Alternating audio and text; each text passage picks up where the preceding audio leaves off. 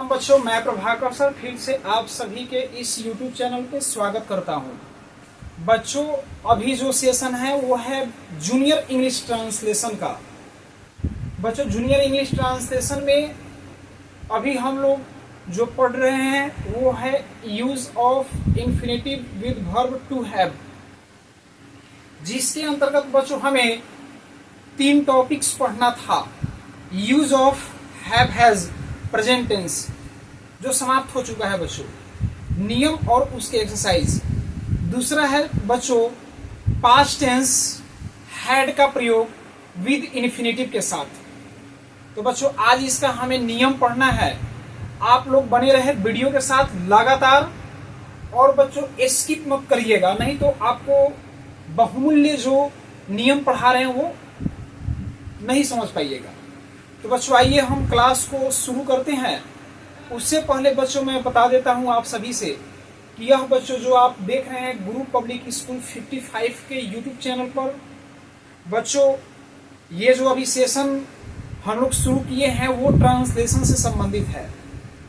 तो बच्चों junior basic English translation समाप्त हो चुका है बच्चों, ये जूनियर इंग्लिश ट्रांसलेशन चल रहा है।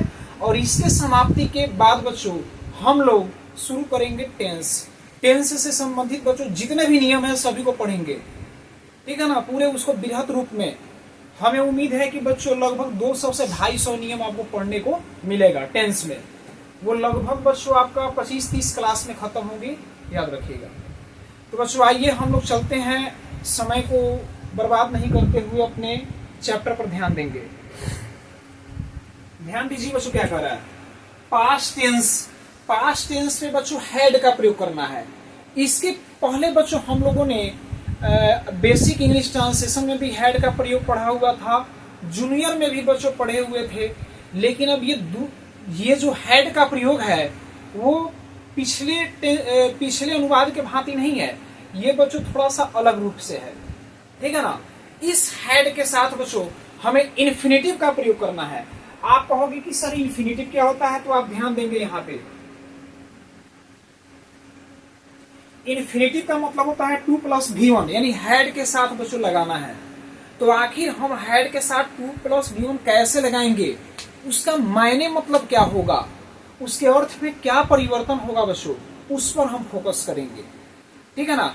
एक तो बच्चों हम लोगों ने ट्रांसलेशन पढ़ा था कि यदि वाक्य में पास था रखता था, यानी पास था रखता था लगा हो, तब हैड का प्रयोग करते हैं कि नहीं।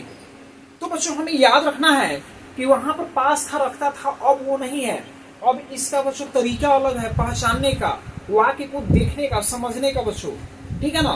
तो आप बारीकी से लगातार वीडियो के साथ बने रहें और देखिए बच्चों। नोट, पास्ट टेंस में हैड का प्रयोग होता है।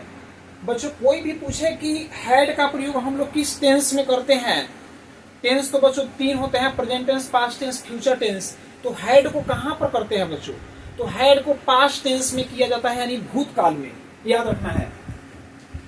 पास्ट टेंस का प्रयोग बच्चों पास्ट टेंस में हैड का प्रयोग होता है।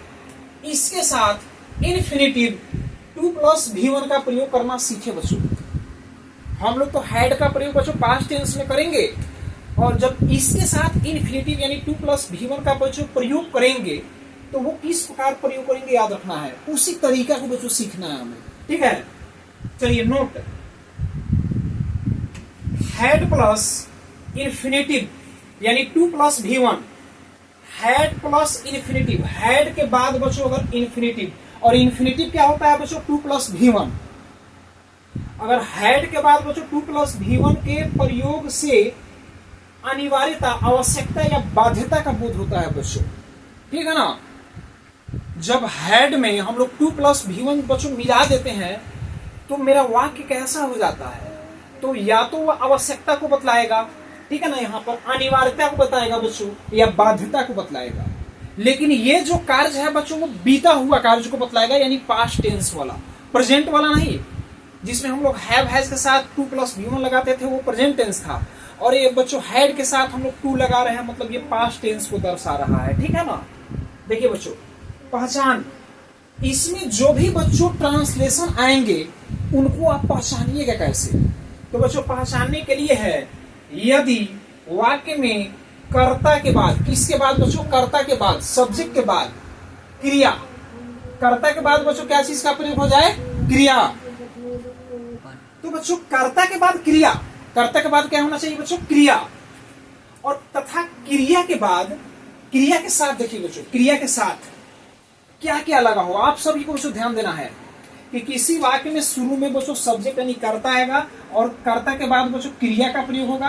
और क्रिया में क्या लगा होगा बच्चों, ना था, पढ़ा, पढ़ा था, पढ़ी, पढ़ी थी। बच्चों आप सभी ध्यान देंगे कि ये आपके अनुवाद में बच्चों पहचानने में मदद करेगा। हिंदी वाक्य जो भी है ना उसको पहचानने में ये मदद करेगा कि कर्ता के बाद क्रिया, क्रिया के साथ बच्चों ना था, पढ़ा, पढ़ा था, पढ़ी थी इत्यादि लगा हो, ये पहचान हो गया। आइए बच्चों हम लोग स्ट्रक्चर देखते हैं। स्ट्रक्चर में होता है बच्चों बनावट यानी बनाने का नियम। देखिए बच्चों, तो सबसे पहले आप सभी सब्जेक्ट लगाएंगे, हेड हो जाएगा, इन्फिनेटिव यानी 2+V1 का प्रयोग बच्चों करेंगे। कोई दिक्कत नहीं ना है कि सब्जेक्ट, हेड, इन्फिनेटिव यानी 2+V1। आइए बच्चों देखते हैं हम लोग इसको हम लोग बनाएंगे कैसे, यानी एग्जाम्पल के देख लेते हैं तौर पे। हमने बच्चों यहाँ पे 3 हिंदी अनुवाद लिखे हुए हैं, ठीक है ना। अब आपको बच्चों पहले इसे पहचानना है, नहीं पहचानिएगा नहीं बनेगा। शुरू में बच्चों कोई भी आता है ना शब्द, मुझे, मुझे, मुझे, ये शुरू वाला शब्द हो गया। तो इन शुरू वाले शब्द को बच्चों हम लोग हिंदी में कहते हैं कर्ता और इंग्लिश में बच्चों क्या कहते हैं, सब्जेक्ट, याद रखना है। तो यही बच्चों आपका कर्ता हुआ। देखिए यदि वाक्य में कर्ता के बाद क्रिया, और बच्चों रहा सवाल कि हमें क्रिया पहचानना है, तो बार बार बच्चों हम नियम में बताते हैं कि क्रिया का मतलब क्या होता है कि किसी भी हिंदी शब्द में ना लगा हो, किसी भी हिंदी शब्द में ना लगा हो। जैसे जाना, पढ़ना, खाना, दौड़ना, सोना, रोना, धोना, उठना, गिरना, सेकना, पिटना, ठीक है ना, उल्टी करना। बच्चों जितने भी ना वाले आपको शब्द हिंदी में देखने को मिलेगा वो सबका सब बच्चों क्या है, आपको क्रिया होगा। देखिए बच्चों इन तीनों में ना है लगा हुआ, जाना ना, जाना ना, जाना ना, यानी क्रिया लगा हुआ है बच्चों। और क्रिया का मतलब बच्चों क्या होता है, क्रिया का मतलब होता है काम करना। यहाँ पर लिखा हुआ है जाना, मतलब जाने का काम करना, पढ़ना, पढ़ने का काम करना, हंसना, हंसने का काम करना बच्चों। तो जितने भी बच्चों क्रिया है, क्रिया का मतलब ही होता है काम करना, ठीक है ना। आइए बच्चों, तो मैंने पहचान लिया कि ये सब्जेक्ट है, कर्ता है, कर्ता के बाद बच्चों क्रिया हो गया। और क्रिया में क्या होना चाहिए बच्चों, यहाँ पर देखिए ना था, पढ़ा, पढ़ा था, पढ़ी, पढ़ी थी लगा होगा बच्चों। यहाँ पर देखिए बच्चों ना था, पढ़ा, पढ़ा था लगा हुआ है। कहाँ पूछा बच्चों, हमने तो पहचानिए, यहाँ से पहचान कर बच्चों आप जब पहचान लीजिएगा तो इसे स्ट्रक्चर पे बना दीजिए। तो शुरू में बच्चों मुझे का अंग्रेजी क्या हो जाएगा, आई, चाहे मुझे, मुझे, मुझे, तीनों बातों बच्चों एक ही है। तो आई, आई के साथ बच्चों क्या लगेगा, सब्जेक्ट के बाद क्या लगेगा बच्चों, हेड। सब में हेड लगा दीजिए, कोई भी सब्जेक्ट आ जाए, नाउन प्रोनाउन बच्चों वो वहां पर देखना है कि सिंगुलर है पूरा, सब के साथ बच्चों हेड का प्रयोग कर देना है, याद रखिएगा। I had. बच्चों इन्फिनेटिव 2+V1, हमें बच्चों 2+V1 का रूप लगाना है, जाना कि नहीं बच्चों। तो यही ना क्रिया है, क्रिया बच्चों यही ना है। क्रिया को इंग्लिश में बच्चों क्या करते हैं, भी, और भी का मतलब बच्चों क्या होता है, वर्ब। वही बच्चों भी मतलब वर्ब, अब वर्ब माने क्रिया, यही हुआ। तो जाना का इंग्लिश बच्चों यहाँ पर लिख देंगे गो, और गो के पहले बच्चों लग जाएगा टू। यहाँ पर बच्चों गो के पहले क्या लगा देंगे, टू। तो आई हैड टू गो। बच्चों देखिए ट्रांसलेशन 1, 2, 3 तीन तरीका से हिंदी में पूछेगा, बनेगा एक ही तरीका से, याद रखना है, ठीक है ना बच्चों। चलिए आई हैड टू गो, उसे खेलना था, ही हैड टू प्ले, मुझे पढ़ना था तो आई हैड टू रीड। ऐसे बच्चों देखने को मिलेगा। आइए बच्चों अगर वाक्य निगेटिव हो तो क्या करेंगे बच्चों, वाक्य अगर निगेटिव हो तो हम लोग हैड के बाद नॉट का प्रयोग करेंगे। बहुत सिंपल बात है बच्चों, ठीक है ना। मुझे नहीं जाना पड़ा, तो मुझे का इंग्लिश बच्चों आई, सब्जेक्ट के बाद बच्चों हैड लगाइए, इसके बाद नॉट, इसके बाद बच्चों टू, इसके बाद बच्चों V1 जाना तक go, I had not to go.